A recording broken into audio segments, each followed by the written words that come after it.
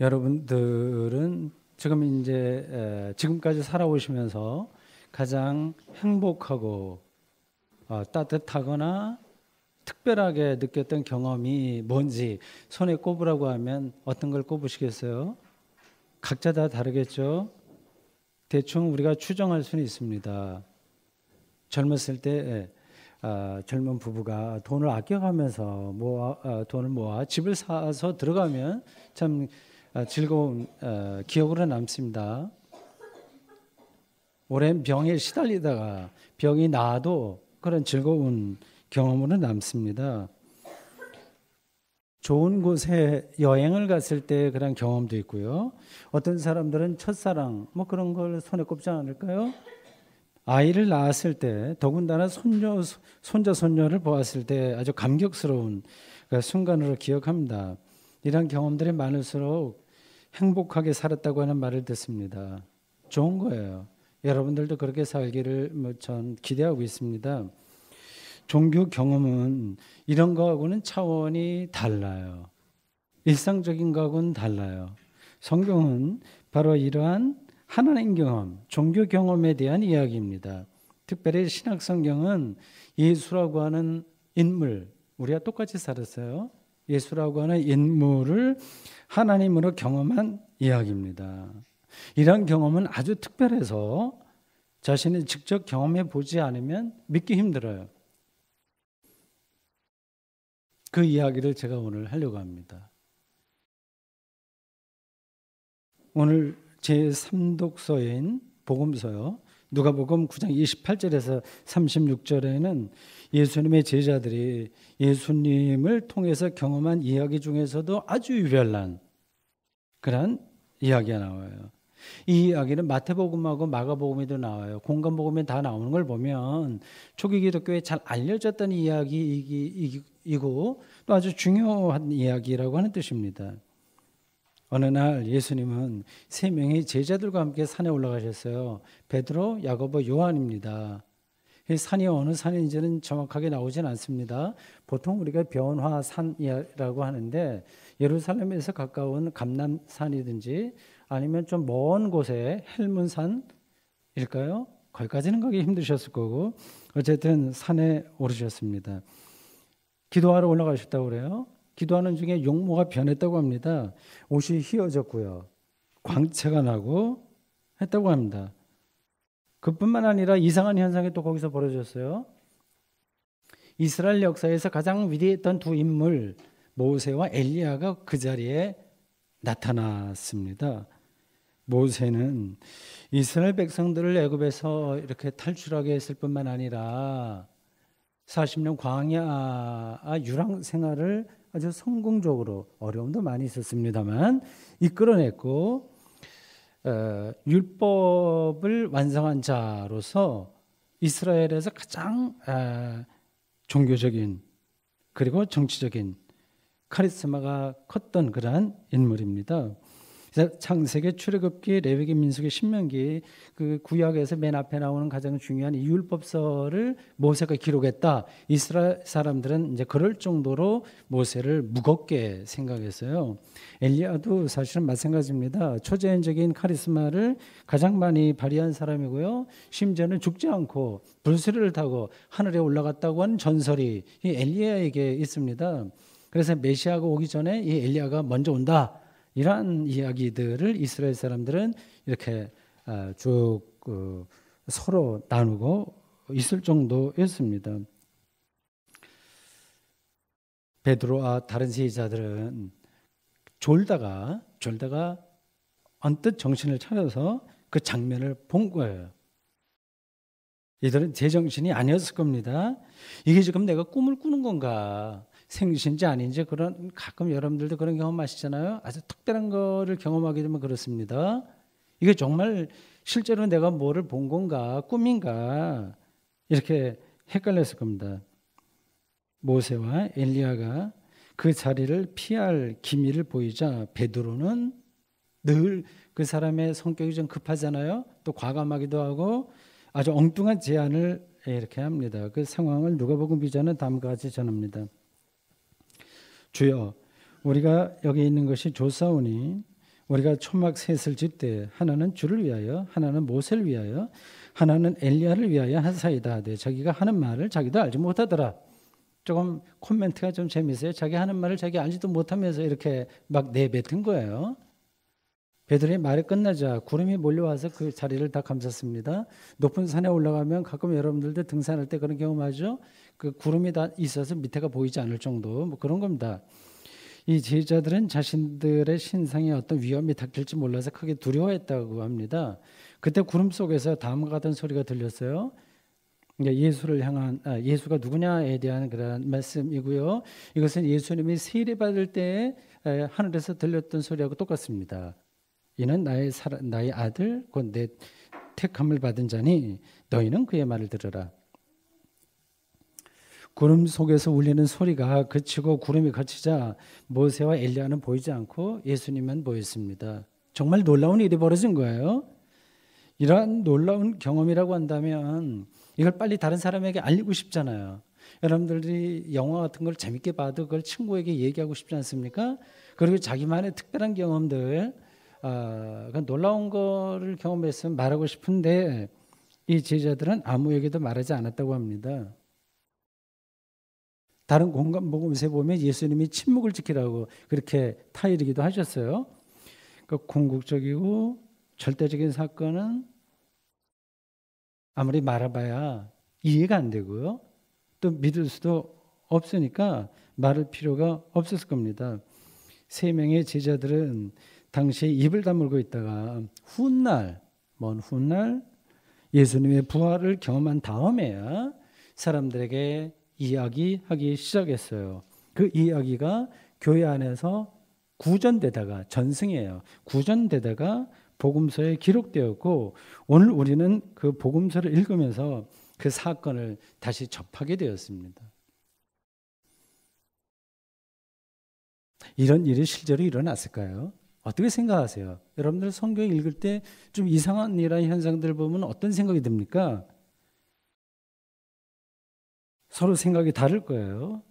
이거 하나님의 말씀이니까 사실이지 않겠냐. 나는 그대로 있는 그대로 사실을 믿는다. 그렇게 생각하는 사람도 있고요. 아무리 성경이지만 사람이 쓴 건데 동화라고 하면 모를까? 실제 사건으로 믿기는 좀 힘들다. 이렇게 생각하는 사람들도 있을 겁니다. 성경 이야기는 무조건 사실, 팩트라고 보통 얘기하는 그것도 아니고 모든 게 다 그런 건 아니고 그렇다고 해서 허황된 것도 아닙니다. 성경은 좋은 직장에 취직해서 연봉 많이 받고 행복하게 잘 살았다고 하는 그런 일상적인 사건과 사실을 말하려고 하는 게 아니고요. 그건 그냥 살면 되는 거예요. 그렇다고 해서 없는 것을 있는 것처럼 꾸며서 사람들을 속이는 그런 허황된 이야기도 아닙니다.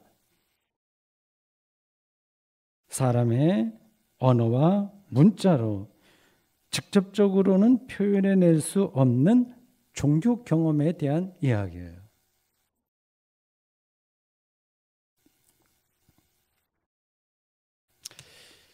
이렇게 비유적으로 한번 생각해 보십시오. 여기 아버지와 딸이 있다고 합시다. 우리 딸들이 어렸을 때 이를 이렇게 좀 그려보면서 비유적으로 여러분들에게 드리는 겁니다. 어린 딸은 매일 밤 자기의 손을 잡고 기도해 주는 아빠를 기억할 거예요. 어떤 날은 천둥과 번개가 칠 때도 있습니다. 무서워서 잠들지 못하는 이 딸을 이제 가슴에 잠들 때까지 안아줄 수 있죠. 제가 그런 적이 있는지 없는지는 확실하게 모르겠습니다.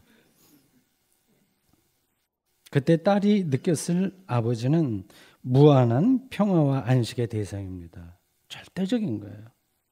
이런 것 말고도 딸에게는 아버지에 대한 기억이 많이 있을 거예요. 어느 날 아버지가 딸에게 묻습니다. 얘야, 아빠 사랑하니?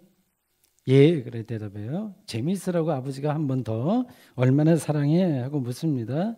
어린 딸은 양팔을 벌리면서 땅 끝까지 하늘 끝까지요. 그렇게 대답합니다.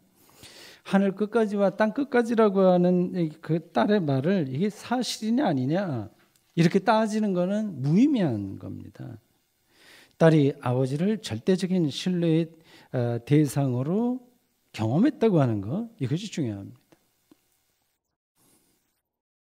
오늘 본문을 비롯해서 복음서에 나오는 모든 이야기의 핵심은 예수님의 제자들이 예수님을 절대적인 진리의 대상으로, 절대적인 진리의 대상은 하나님이거든요. 하나님으로 경험했다고 하는 사실입니다. 이게 어느 한순간에 일어났다기보다는 긴 과정을 통해서 일어난 거예요. 제자들은 예수님과 함께 3년 동안 유랑생활을 했습니다. 함께 먹고 마시고 이야기하고 걷고 산에 오르고 시장에 나가서 사람들 만나고 그리고 함께 노래하고 함께 기도했습니다. 그들은 예수님의 가르침에 어떨 때는 놀라기도 하고요. 또 예수님을 통해서 일어난 특별한 사건들로 인해서 크게 감동을 받곤 했습니다. 그렇게 3년 동안 지냈지만 여전히 예수님이 그리스도라고 하는 사실을 확실하게 경험하지는 못했습니다. 제자들을 대표하는 베드로가 예수님이 체포당하는 그런 장면에서 예수님과의 관계를 3번이나 반복해서 부정했다고 하는 데에서 이를 확인할 수 있습니다. 이들이 예수님을 절대적인 존재로 경험하게 된 그러한 결정적인 계기는 예수님의 부활입니다. 부활 경험은 활용 정점과 같습니다. 제자들은 부활 경험의 빛으로 그러한 경험의 안목으로 예수님과의 3년에 걸친 공동생활을 이렇게 비춰보기 시작했습니다. 그러자 모든 사건들이 새로운 빛으로 다가왔습니다. 어느 날 예수님과 함께 산에 올라갔었는데, 기도하러 올라갔었는데 예수님의 모습이 그때 변했지, 빛이 났지, 모세와 엘리야가 나타났지 하는 것도 새로운 기억으로 살아난 거예요. 인간의 역사 경험이라고 하는 게 이와 같습니다. 당시에는 잘 모르다가 나중에 어떤 계기에 의해서 그것의 정체를 명확하게 인식하고 해석해냅니다. 이게 역사의 비밀이자 신비입니다. 제자들에게도 이런 일이 일어난 거죠. 좀 딱딱한 이야기죠. 학문적인 좀 해석학적인 표현인데 이게 성경을 이해하는 데 중요해서 제가 설명드린 겁니다. 이러한 이해와 경험, 해석에는 어떤 준비가 필요한 거예요. 그냥 그런 것들을 깨달을 수는 없습니다. 제자들에게는 구약 사건에 대한 이해가 그런 준비였어요. 그런 바탕이 있기 때문에 예수가 메시아로 경험되고 예수의 부활이 이해가 되었고 예수를 그리스도로 하나님의 아들로 경험한 거지 그런 거 없이 되지는 않습니다. 그 이야기가 오늘 제1독서인 출애굽기 34장 29절에서 35절에 나옵니다. 앞서 이제 성경 봉독하신 분이 잘 읽어주신 그 내용이에요. 모세는 시내산에서 하나님의 말씀을 받습니다. 출애굽한 다음에 광야 생활을 시작할 초기예요. 십계명이 율법의 이제 핵심은 십계명인데 십계명이 이게 새겨진 돌판 2개를 들고 모세가 시내산에서 내려왔습니다. 아마 십계라고 하는 영화 여러분들이 보신 분들은 그 장면이 머리에 그려지시겠죠? 모세의 얼굴에서 광채가 났다고 합니다. 사람들이 모세의 얼굴을 쳐다보지 못하자 모세는 얼굴을 수건으로 가렸어요. 당시 이스라엘 백성들이 모세를 얼마나 두려워했을지 상상이 가요. 모세는 단순히 이스라엘을 이끈 정치 지도자가 아닙니다. 그에게는 신적인 아우라가 떠나지 않았습니다. 구약의 인물 중에서 하나님에게 가장 가까이 간 인물이 바로 이 모세였습니다. 모세 오경의 마지막 책인 신명기 34장에는 모세의 죽음에 대한 이야기가 나와요. 그 구절에 있습니다. 그 구절에 따르면 이렇게 표현되어 있어요. 이 모세가 누구냐? 여호와께서 대면하여 아시던 자. 그렇게까지 표현되어 있습니다. 신에게 가까이 간 사람에게서만 나타날 수 있는 광채가 모세를 휩싸고 있었어요. 이 광채는 하나님의 현현이에요. 현현 경험을 그렇게 묘사한 겁니다. 이 빛은 절대 생명을 가리킵니다. 이러한 모세의 시내산에서 있었던 사건을 잘 알고 있던 예수님의 제자들은 그 시내산에 모세에게 나타났던 광채가 변화산의 예수에게 나타난 것으로 경험했습니다. 이렇게 연결되는 거예요. 역사예요. 구원의 역사이고 하나님 현현의 역사이고 절대 생명의 경험에 대한 역사입니다. 갑자기 이루어지는 건 없어요. 단절은 없어요. 비약은 없습니다. 그 바탕에서 다 시작합니다. 도대체 이 이야기는 우리가 많이 들어서 알고 있는데 이런 빛 경험이라고 하는 게 뭘까요? 우리가 세상을 살면서 아까 제가 일상에서 행복하고 특별했던 경험이 뭔가 손꼽아 보라고 말씀드렸어요. 그런 일들이 다 좋은 겁니다. 그러나 그런 것으로만 우리가 이 세상을 살 수는 없잖아요. 절대 경험, 하나님 경험, 오늘 성경이 빛이 났다고 하는 그 경험, 그런 게 중요한데 그게 뭘까요? 우리가 세상을 살면서 이런 경험을 얼마나 하고 있을까요? 근데 하나님 경험을 우리가 정말 하고 있을까요? 아닐까요?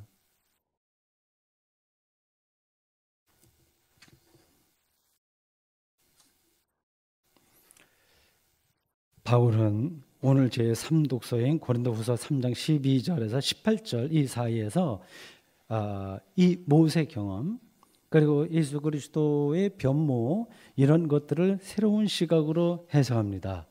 다 연결되죠? 모세 사건, 복음서의 증언, 이 바울의 이야기입니다. 모세가 수건을 가린 이유는 출애굽기에 따르면 얼굴이 너무 빛나서 그랬다. 너무 부셔서 못 보니까 그랬다 했는데 바울은 다르게 해석합니다. 이스라엘 백성들의 마음이 완고한 거다. 수건으로 인해서 그들은 하나님을 경험할 수 없었다고 하는 거죠. 그래서 예수 그리스도를 통해서 이 수건이 없어지고 하나님을 직접 경험할 수 있게 되었다고 합니다. 고린도후서 3장 18절은 다음과 같습니다. 제가 공동 번역으로 읽어보겠습니다. 이 바울의 증언이에요. 우리는 모두 얼굴에 너울을 벗어버리고 가렸던 것 벗어버리고 거울처럼 주님의 영광을 비추어 줍니다. 동시에 우리는 주님과 같은 모습으로 변화하여 영광스러운 상태에서 더욱 영광스러운 상태로 옮아가고 있습니다. 이것이 성령이신 주님께서 이루시는 일입니다. 바울은 이 구절에서 아주 중요한 사실을 언급하네요. 굉장히 더 깊이 들어가요. 우리는 주님과 같은 모습으로 변화하여 영광에 이르게 된다는 겁니다. 아주 과감한 발언이에요. 과감하다 못해 과격하다고도 볼 수 있습니다. 우리가 주님과 같은 모습으로 변화한다고 했습니다. 우리의 생김새가 예수와 똑같아진다고 하는 것은 물론 아닙니다. 하나님의 아들인 예수님으로부터 오는 빛의 능력에 우리가 휩싸인다고 하는 겁니다. 그게 변화예요. 그것이 곧 영광스러운 상태로 옮아가는 겁니다. 이것이 영생이고 구원입니다. 우리는 이러한 구원을 기다리면서 살아가고 있습니다.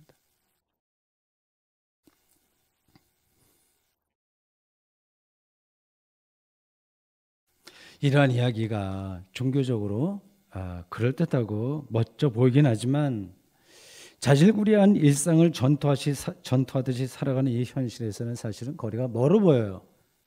손에 안 잡힌다는 얘기입니다. 우리 자신의 이야기가 아니라 남의 나라 이야기처럼 들립니다. 그리고 그러한 일들 바울이 이야기했고 누가복음이 전하고 있으며 모세에게 미리 앞서서 일어났던 이러한 일들이 도대체 오늘 먹고 살기에 바쁜 우리에게 무슨 의미가 있냐 이렇게 생각할 수도 있습니다. 일리가 있는 이야기예요. 그런 생각이에요. 그렇지만 아니 그렇기 때문이라도 성경 말씀을 대충 그러려니 하고 지나가지 말고 끝까지 붙들어야 됩니다. 도대체 예수의 변모라고 하는 게 무엇일까요? 옷이 휘어져 빛을 냈다고 하는 게 무슨 말일까요? 영광스러운 상태로 우리가 옮아간다고 하는데 그게 뭘까요? 여기서 핵심은 변모입니다. 변모. 변한다고 하는 겁니다. 예수가 영광스러운 모습으로 변했다고 하는 사실을 일단 즉시 직관해야 됩니다. 이것을 두 가지 관점으로 제가 좀 설명해 볼 테니까 한번 들어보십시오.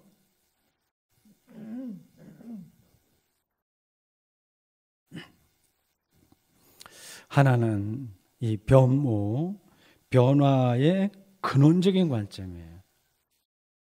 근원적인 관점. 세상은 끊임없이 변합니다.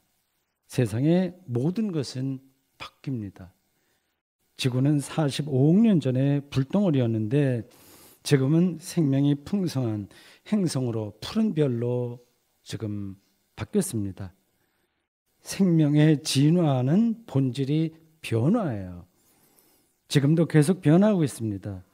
바다가 산이 되고 산이 바다가 됩니다. 한 개인도 마찬가지예요. 어머니의 자궁에서 처음으로 세상에 나왔을 때와 지금을 비교해 보십시오. 아직 젊은 분들에겐 그 모습이 좀 남아있을지 모르지만 나이가 든 분들은 비교가 되지 않습니다. 그렇게 변했어요. 궁극적으로 사람을 비롯한 모든 생명체는 죽습니다. 다 해체됩니다. 세상은 다 근본적으로 변화 가운데 있습니다. 다른 하나는 변모 또는 변화의 실존적인 관점이에요. 처음에는 근원적인 거를 말씀드렸어요. 다 사실은 변화하는 겁니다. 그 한 순간에 우리가 놓여 있는 거예요. 두 번째는 이 변화의 실존적인 관점, 내가 그것을 지금 여기서 실질적으로 어떻게 경험하냐라고 하는 겁니다. 이 변모, 변화는 시간이 지나서만 일어나는 게 아니라 지금 동시에 일어납니다. 미야자키 하야오의 하울의 움직이는 성이라고 하는 그 만화 영화, 그것을 암시하고 있어요. 며칠 전에 저는 식당 겸 거실로 사용하는 방에서 남쪽으로 난 창문을 통해 아주 특별한 경험을 했습니다. 시간은 오전 10시 조금 넘었습니다. 바람이 약하게 불고 있었고 날은 맑았어요. 그곳에 늘 내가 보던 대나무가 약간 바람에 조금씩 흔들리고 있었습니다. 푸른 잎에 반사되는 햇살이 보석처럼 빛을 냈습니다. 그 순간에 대나무는 단순한 대나무가 아니라 천하에서 가장 값진 보석입니다. 실제적으로 그렇습니다. 제 아내에게 그때 얘기했는데 기억하는지 모르겠어요. 제가 언젠가 한번 소개한 책 연금술사에서 저자는 연금술을 이렇게 새롭게 정의합니다. 연금술은 납을 금으로 만드는 기술이 아니라 온 세상을 금으로 볼 수 있는 영적 안목이라고 말입니다. 그 안목이 있으면 세계에는 다 새롭게 보이는 거예요. 이런 설명을 바탕에 놓고 오늘 본문을 다시 생각해 보십시오. 제자들은 변화산에서 예수님의 모습이 변하고 광채가 나는 장면을 목도했다고 합니다.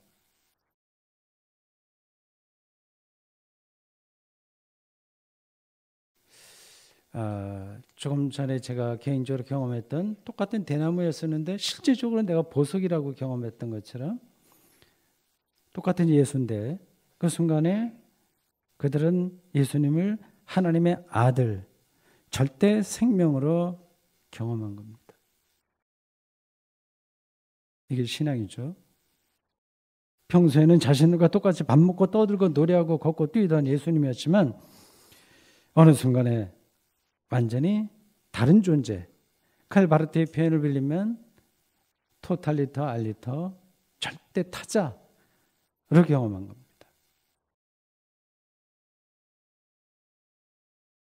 여기서 절대 타자, 다른 존재는 곧 하나님의 아들을 의미합니다.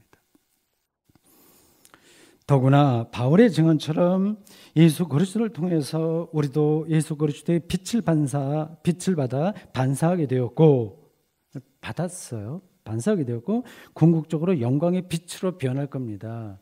우리가 그렇게 변해요. 하나님이 이루실 창조의 완성에 고유하고 독특한 방식으로, 우리가 예상하지 못한 방식으로 참여하게 될 것입니다. 참으로 엄청나고 놀라운 말씀이죠. 내 얘기가 아니라 성경의 이야기입니다. 이 놀라운 사실을 알고 믿는 사람은, 아니 이런 사람만이 오늘 이 세상, 야만적이고 영악하고 광적이고 허무한 이 세상을 버텨낼 수 있습니다.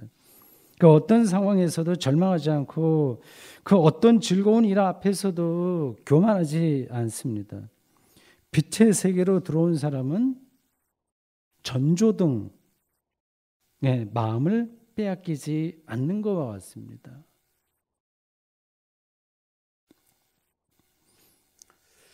오늘은 예수님 변모주일입니다. 지난 2000년 동안 기독교가 이 변모주를 지켰고 앞으로도 지킬 겁니다. 그 경험이 기독교 신앙의 핵심이기 때문입니다. 설교를 끝나면서, 설교를 마치면서 저는 한 가지 아쉬움 또는 걱정이 조금 있습니다. 이 본문에서 예수의 변모 순간에 제자들이 졸았듯이 우리도 그럴 수 있다는 겁니다. 예수와 함께하면서도 다른 것에 한눈을 파는 거지요. 생리적인 졸음과 마찬가지로 영적인 졸음도 자연적인 현상이라 피하려야 피할 수 없습니다. 어떻게 해야 될까요? 이런 질문에 대한 대답까지 제가 드릴 수는 없습니다. 그것은 여러분들 각자가 풀어야 될 숙제입니다. 저는 설교자로서 성경이 말하는 사실을 선포할 수 있을 뿐입니다. 그 선포가 여러분들의 영혼에 크게 들리면 깨어있는 시간이 길 것이고, 자장가로 들리면 조는 시간이 길 겁니다. 선포는 이것입니다. 제자들에 의해서 빛으로 경험된 예수님은 하나님의 아들입니다. 우리도 그분의 빛을 받아 영광의 빛, 구원의 빛으로 변할 것입니다. 아멘. 주님, 오늘 저희들 누가복음 기자가 전해준 예수님의 변모 사건에 대해서 말씀을 들었습니다.